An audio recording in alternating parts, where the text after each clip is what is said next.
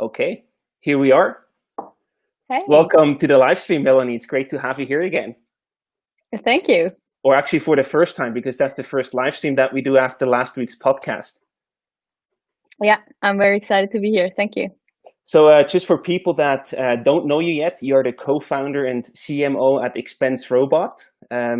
If they want to hear more about your story, we highly recommend to listen to last week's Swisspreneur podcast, where we tell your story from a founder, basically, with all the ups and downs along the way.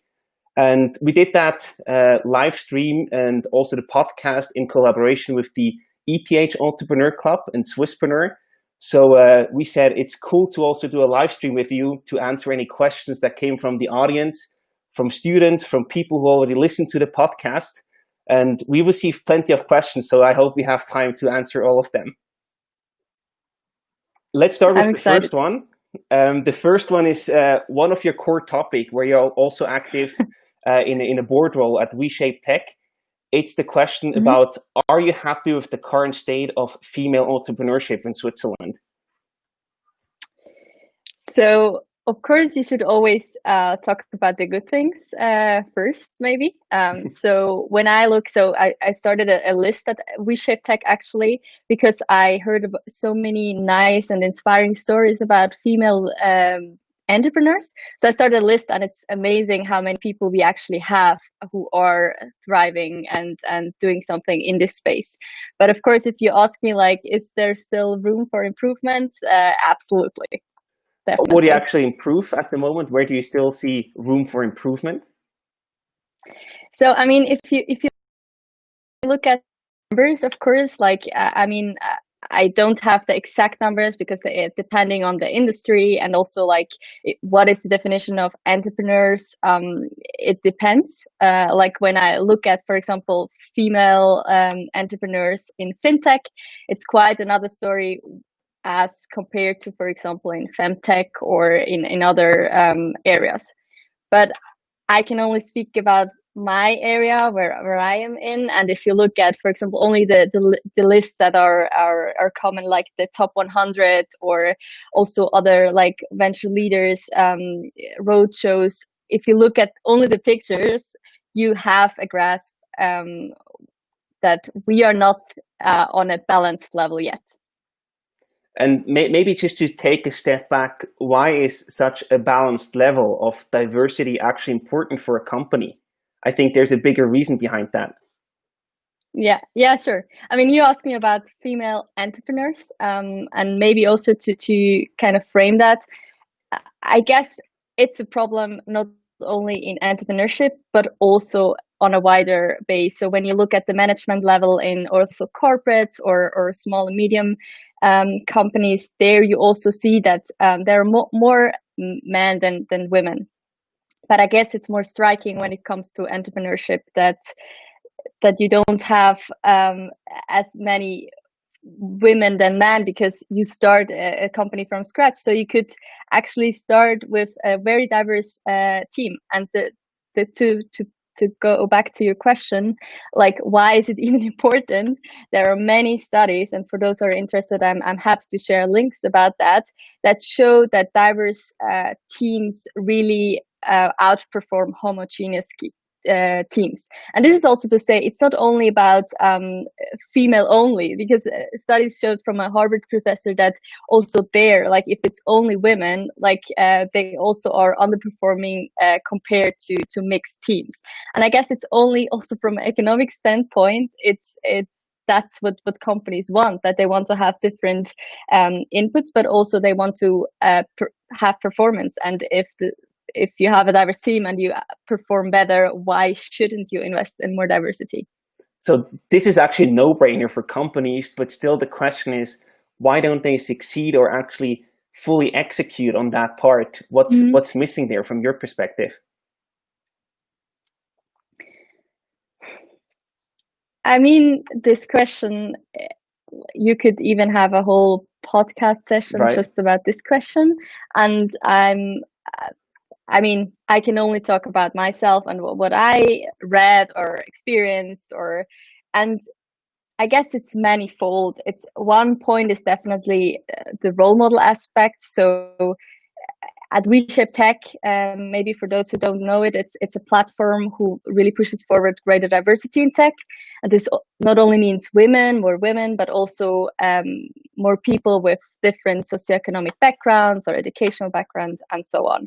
And so when I think about role models, if you, and again, also studies show that if you at the young age or also later on, if you only see male entrepreneurs, so in this case, because it's about entrepreneurs, or male doctors, like how should you even think about that this could actually be something that is relevant for you, or that this could be a role that is actually meant for you.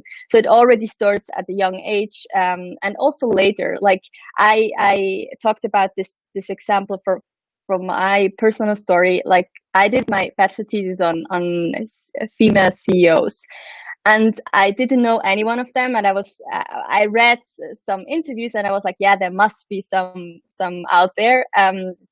And I was focusing on female entrepreneurs with kids. So, and then I reached out to them, and I didn't think that they would reply. And each and every one of them actually replied. In the end, it were like 12 amazing women who just took the time to answer my questions, and I have a ton of them. And just like they inspired me so much and had such a profound impact on me, because I kind of saw them thriving. I saw their passion, I saw their ways, and they were so different in how they got to the top. And this really encouraged me to also think for myself, that I thought like, well, actually this could be one day, this could be me. And I guess it's similar for everyone, be it your gender, but also be it a working class kid, or like it helps if you see like on top somebody who resembles yourself. Absolutely. So I guess that's one part why. Who are the actual role models that pushed you into the world of entrepreneurship?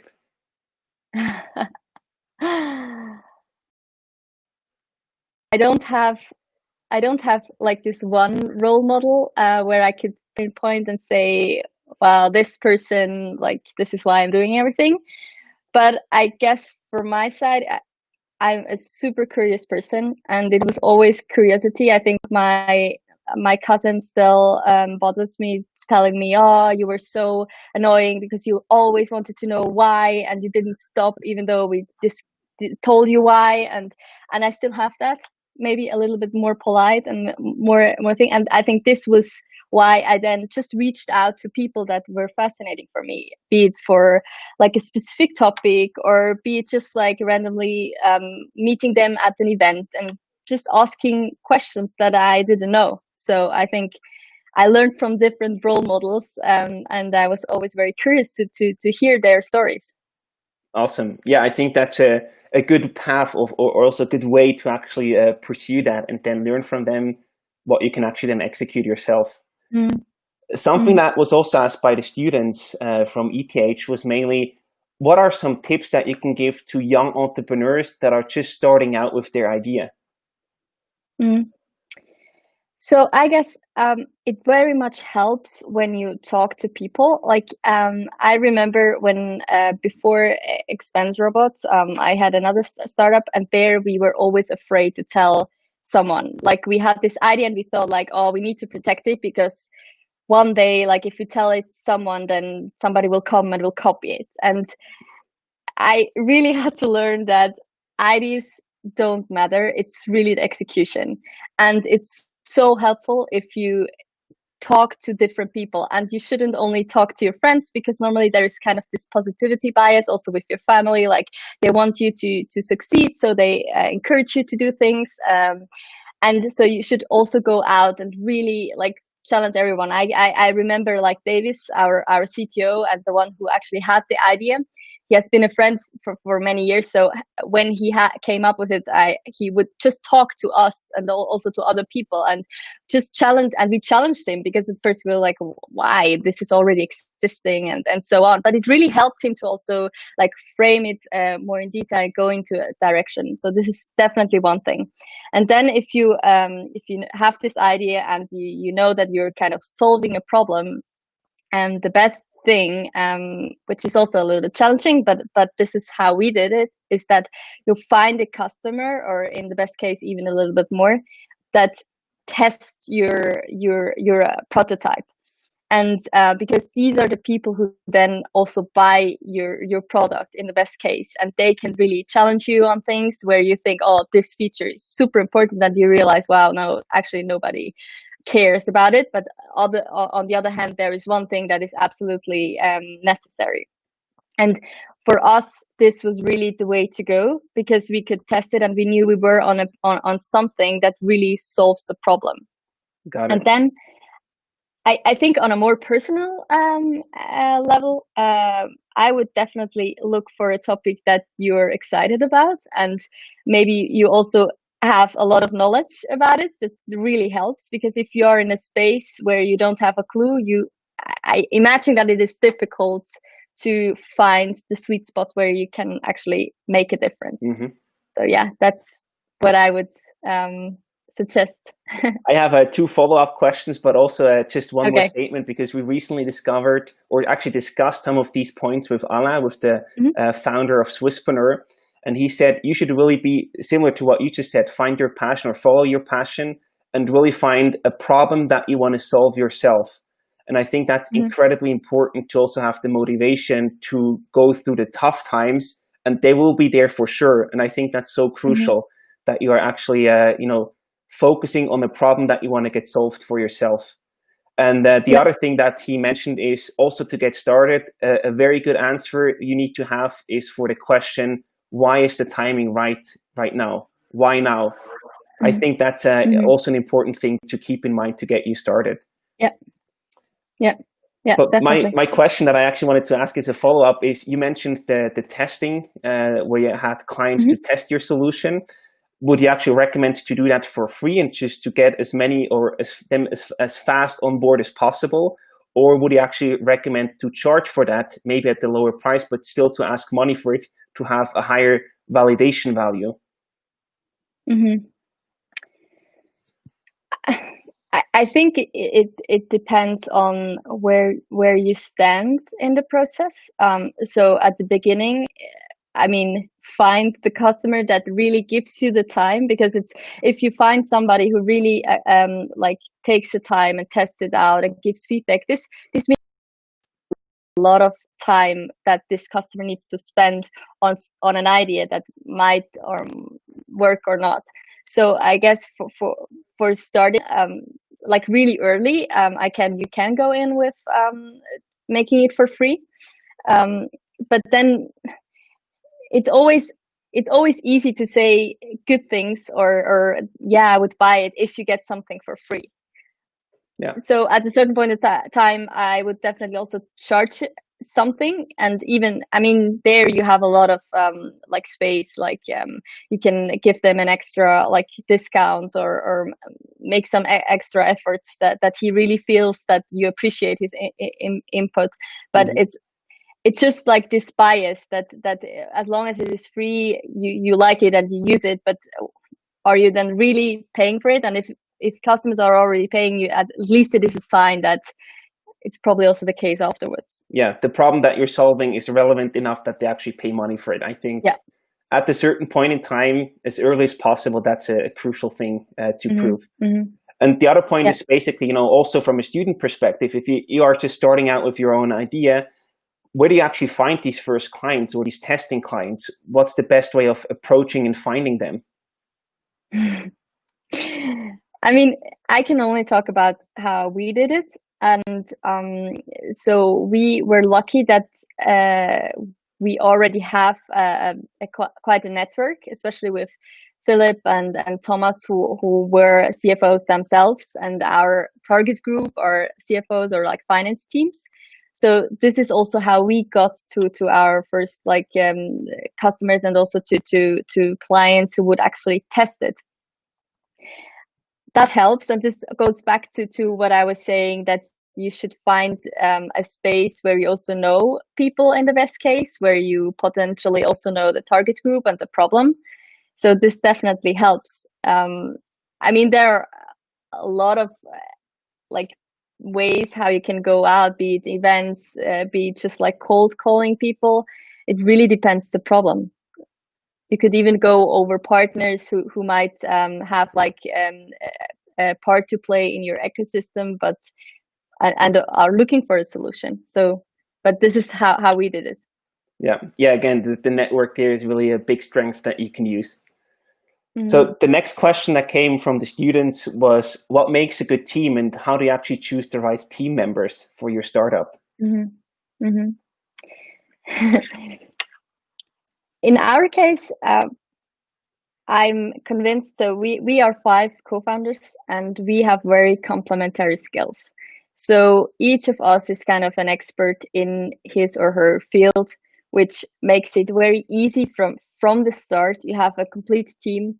Everyone knows what he or she is doing, and everyone knows its responsibilities. So for me, this is quite we haven't sold our company, so I cannot say that it was the success factor, or we are still very early, but I think that this is quite like a point that can be important, because if you only do a startup, and you see that often, that with whom do you do startups? With your friends or with those who you are studying, and then of course you had the same courses, you had sometimes the same backgrounds, and it's very helpful to have also not only tech team, but tech people, but also business people and finance and so on. So I guess that is definitely a very important thing. Another important thing is that you get along well, because I mean, it's obvious, but I mean, sometimes you hear, I think that is one of the reasons why a lot of companies also, or startups also, fail, because they find out that actually they don't like to say. Right. So just having a common ground and having similar values and understanding is crucial for the whole road that lies ahead of you. I think, when we did all like the past podcast interviews at Swisspreneur, this was always a bit of a topic, and it was always pretty difficult to find a common ground there, to summarize that simple. And then once I listened to a podcast of Tim Ferriss, where he was interviewing Howard Marks, an investor in the US, and he just said, good teams are complementary skill sets, but shared values. And to me, this was like the blueprint. This is really the basic that you can condense it down to, I think, that really makes a great startup team. And what you just said fully confirms that. And I think if you had to summarize that in one sentence as a takeaway for the students, complementary skill sets. So not all business students and not all tech students, and also shared values that you really work well together and understand each other. There was also a question coming in over the Facebook live stream from Racha. I hope I pronounced your name correctly. He asked if you would also think about expanding your team to new regions. I think what he probably means by that is having employees in other countries, I could imagine. Yes. In the sense, of course, we are, I mean, in our case, we are also thinking about expansion, and depending the country, it can be valuable to have a local person there. I recently talked to another entrepreneur who just closed his office in another country, because he said he could actually do the same just from home. So for him, it was not important to have an office in the other country where he also has clients. And it seems that in his case, he didn't like, the clients didn't really care that they didn't have an office in this country. So I think it really depends the product. It depends the country. Like if you, for example, look at Switzerland and like the DACH region, we speak, like the German part speaks the same language, so this could help. But I'm imagining if you go to, let's say, Asia, with the time zone, with the culture, even with just how you work, processes and stuff, it's probably very helpful to have somebody locally who can also hire people there. So it really depends. I couldn't say you should always, as well, I cannot say the opposite. Yeah. So Yeah, I think, Hope that helps. yeah, absolutely. I think it's also, really depends on the business, as you said, and you will probably feel if there's a local presence necessary, if it's just so much more difficult to sell, or if it's just, getting way too much for you to travel around and do everything yourself, that there is really a specific need or a pain point where you see, okay, we cannot grow any further without having someone locally here. And that's probably a strong message to go and hire someone there locally. Mm-hmm. Yeah, or also, as you say, like when I talk about marketing, I mean, we are currently in Switzerland and already here, like we have 4 languages. So I can imagine that if you go to other countries, it's crucial that you also understand the culture there, because you can do so many things wrong by just in the communication. What works for one region doesn't work for another, because there are culture rules and story and history. So if you don't have an office, at least it probably makes sense to work with an agency, for example, in the case of marketing, who know the costumes of this region or this city or country. Yeah, that's a very good tip. So, now we talked about the idea or the start. Basically, we talked about the team, and usually there are the hot 3 topics to start that always come up, and fundraising is, of course, also one of them.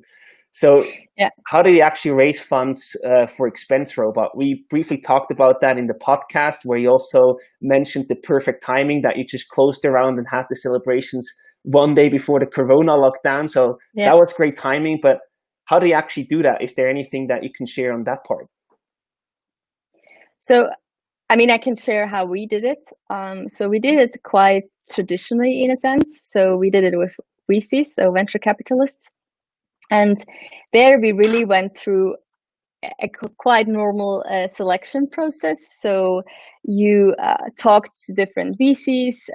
Either we knew them from our past experiences with them, or we reached out to them, or we got interest. So it really depended. And then we, of course, got together and discussed the ideas. And then either like we moved forward. I mean, we closed the round. So, but we turned some VCs down. There were also, of course, VCs that turned us down because we didn't fit into their portfolio, or they didn't believe in the idea, or like there can be many reasons why there is not a good fit. And so, luckily, we could then convince like Swiss government and SIX as kind of main investors. Like VC funds, and at the same time, we also had then a few angel investors on board, who also now are like supporting us in consulting us when it comes to strategy or expansion or scalability. Nice. So this is a short summary of how we did it. And I also think, getting these renowned VCs in Switzerland, SIX and Swisscom Ventures, but also on top of that, 1.7 million, I think you raised in total. That's quite a big achievement. So that's really cool to see how you pulled that off. One thing that I ask myself is, you had paying clients from the beginning. Was there also a discussion of not raising funds and just saying, hey, our business and our sales is actually going on so well, we just skipped the round and either raise a much bigger round later on, even bigger than 1.7 million is already quite big in Switzerland, or no money at all? Was that also the discussion that you had? I mean, we had, of course, many discussions about different ways how we would do it. So this was certainly one option that we discussed. But for us, it's really like we wanted to be fast, and we knew the timing is now and not in 3 years and not in 2 years, but it's really now. And so also like we discussed that in a podcast, but like we really wanted the money to, on the one hand, build up the team. We need more tech people. So also if there's anyone wanting to join our tech team, we're still looking for people, but also our sales team, which we already did fill up. And because we really saw the market traction, and we knew that we need to be fast and scale fast in order to become like a big and strong company. So this is then why we said, okay, let's go all in and raise a bigger fund. round. Yeah, got it. Yeah, I think that makes sense. That's a very legitimate answer to that. Do you also have any tips for startups that are currently in need of funds? Where they should go, where they should start? I think I can only like say it a little bit more in general, like what is important when you want to attract investors or convince investors from your idea. So what we really realized, and also some Thomas and Phil who did that in the past as well, you really need a plan and a clear plan, and you need to know like how much money you want, but you also need to know for what do you need this money, and really show that to investors.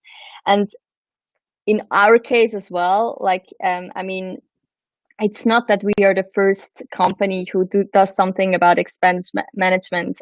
So there are plenty of other want to be competitors or like similar products. So of course you also need to show the investors like different options and different revenue streams, so that you, because nobody knows what the future brings. If your biggest customer comes 1 month after you kind of start your company into your country, of course that turns tables, and you kind of need to adapt to the situation.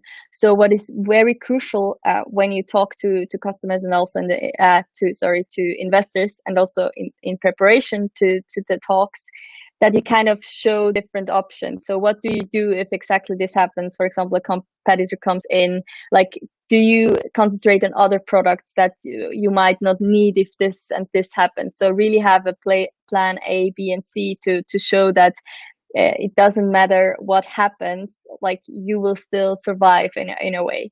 Mm-hmm. Yeah, that's a good point. I think the storyline is super important there. Combining that with traction and also with alternative scenarios, how you react if the world changes around you. That's a very strong package that you can use to get investors on board. Yeah. So, there is also an interesting question. Is there a best time to start a startup? I found that very interesting. I mean, talking about our startup, it's definitely a best or a worst time. I would say, I think a best time is not like, it's always a good time in a way, but there's definitely better and worse times.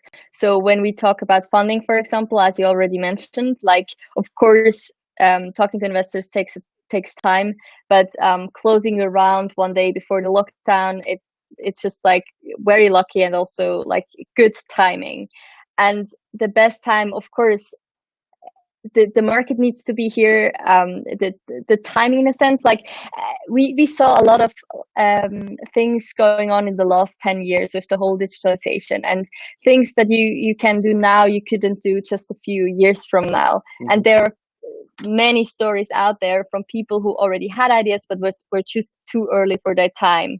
And I guess you cannot really say, oh, this is the best time, but you can definitely say that there are better, like worse times where it might be very difficult, still possible. But one point is definitely you can also be too late, and I guess you also need to realize that. So yeah.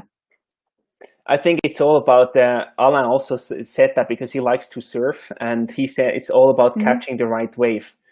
And this is sometimes, or I feel like this is super difficult to feel or to understand, but you probably realize that when you're actually talking about the product and also talking to clients, and then see how fast they actually convert to paying customers. And I think that's a very good sign if that's a fast sale, and you don't, of course you need to put effort in it, but you don't need to convince them that much that this is an issue and something that they need to think about. If they are already doing that, that might be a very good sign that the wave that you are about to catch is really big enough for your startup, for being there.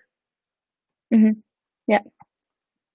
Also, a personal question, what motivates you? Why do you get up in the morning?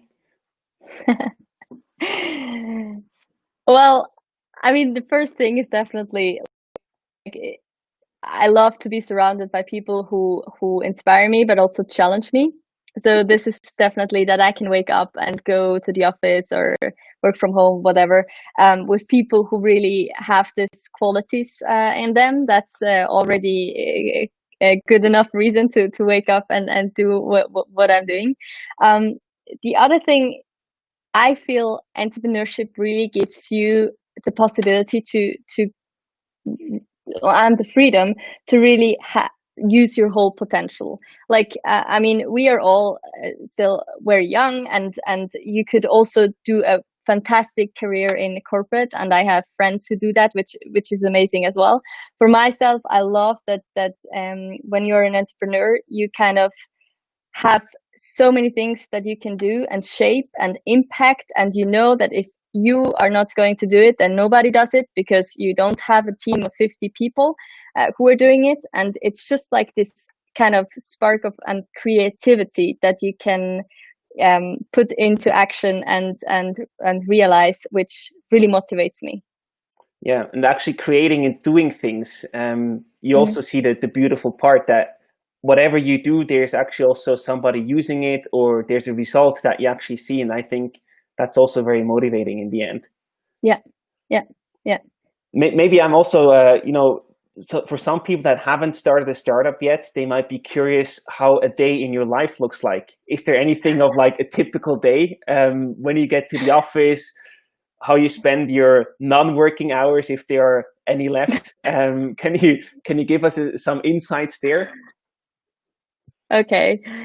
So no, there is not a typical day. I think the only thing that I try to do is running in the morning, because that's the time where, yeah, you wake up and you go running and you already did something. And it also gives me time to just reflect on things or listen. I often listen to podcasts while running.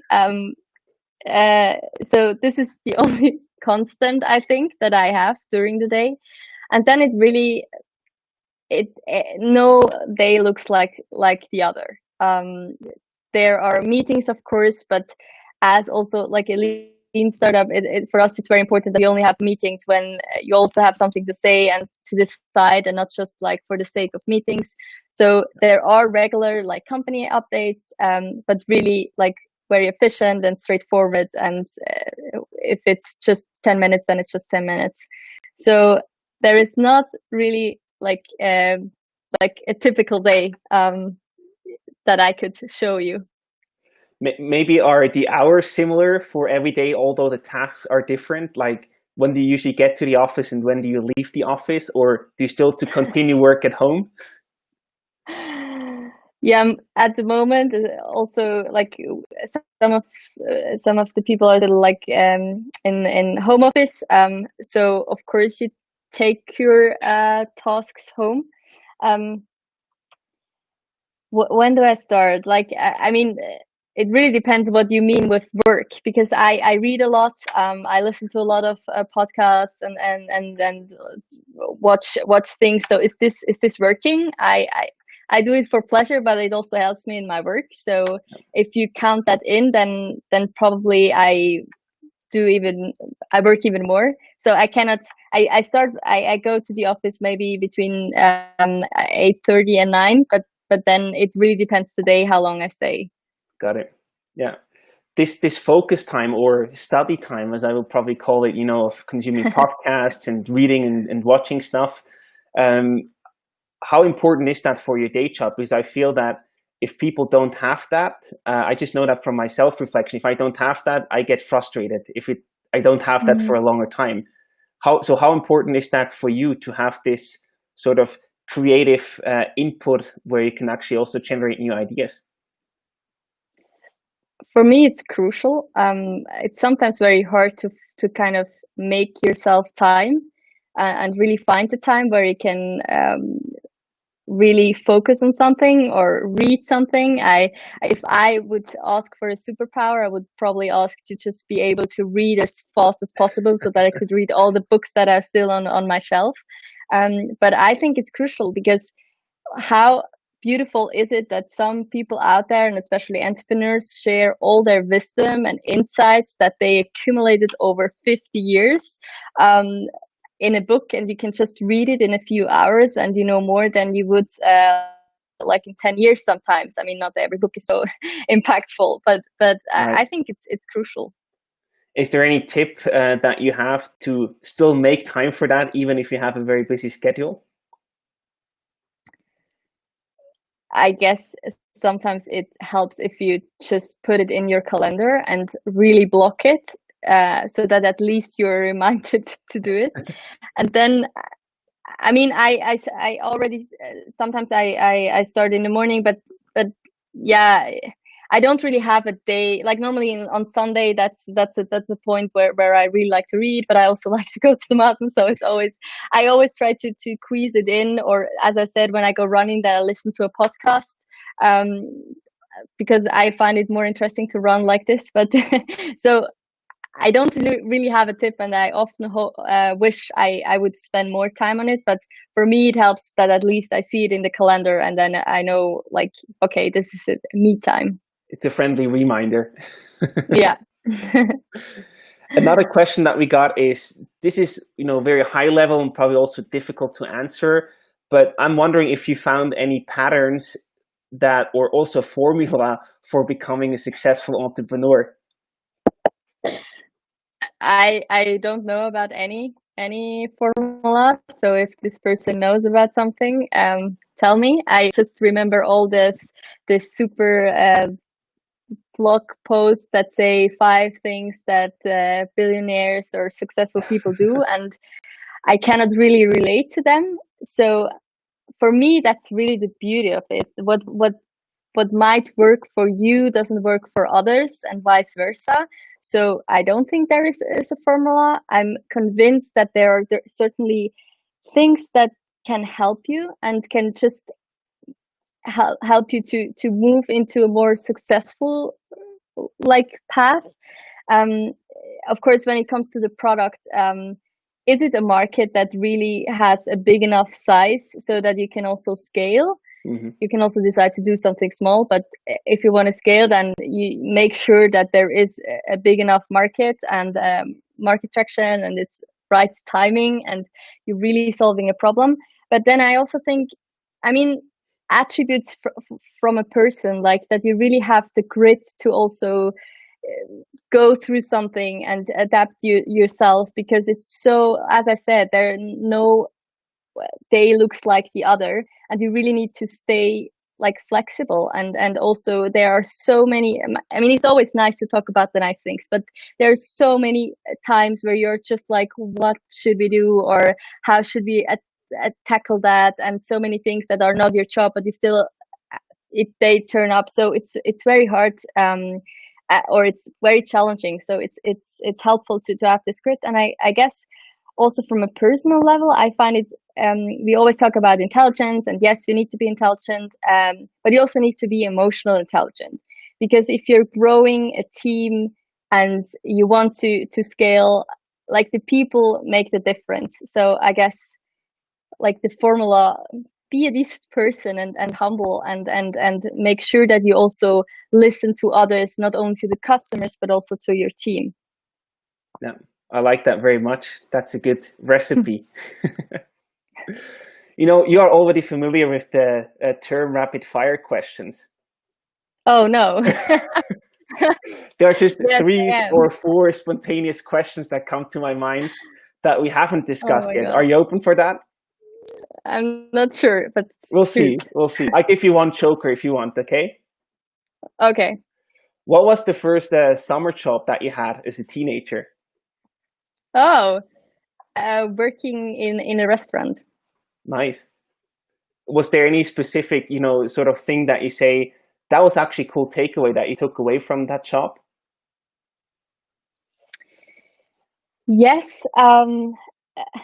Like, I mean, this was a little bit later, so I was always working beside school, and also beside university, with restaurant and bakery, and like, distributing newspapers.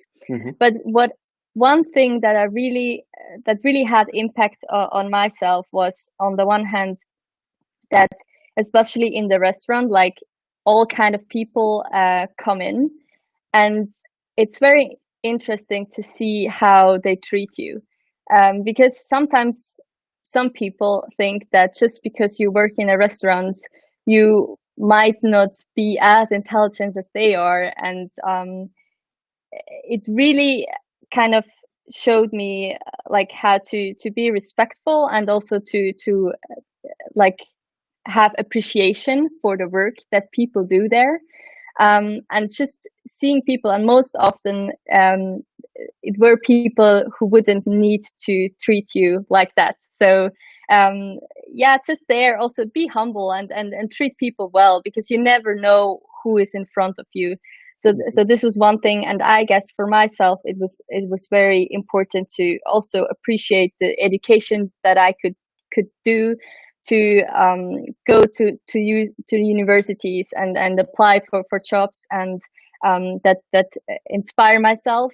And it always helped for me to kind of stay on the bottom in a sense. There's Sure. an expression in German, um, that you just see how like other people do their work, like when you have to wake up at 3 o'clock in the morning, as I had to do because I was working in the bakery. Like, that's a hard job. And sometimes then when I think now, like, I mean, I can go running in the morning, and I can do my own schedule. Like, that's just like, it's another challenge. And I have a huge appreciation for this kind of jobs. And I think that helped me a lot to just experience it on my own, and to really earn your money, even if it's just a little. And yeah. I think this thing to stay grounded is also a beautiful link that's for sure. to your success recipe that you mentioned before. Just be a decent human being. So I think this is a beautiful link to take away. So the next question is, what are you most proud of in your life?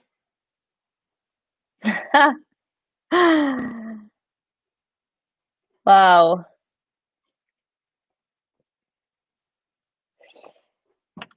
You're most proud of. I mean, I always try to go into places where I didn't know the things yet, and where I was challenged. I always try to try out new things, and not just go the easy path, but I always tried. Not sure whether I always achieved it, but I always try to really ask myself, what do I want? And if it wasn't the easiest road, I would still take it and do it. So I guess that is something that I'm proud is a little bit a strong word, but that I never just took the comfort zone, or stayed in the comfort zone, but always tried to challenge myself, and do what I felt was right, and then checked out how I could get there. Nice. That's a good answer. Where do you actually go to think?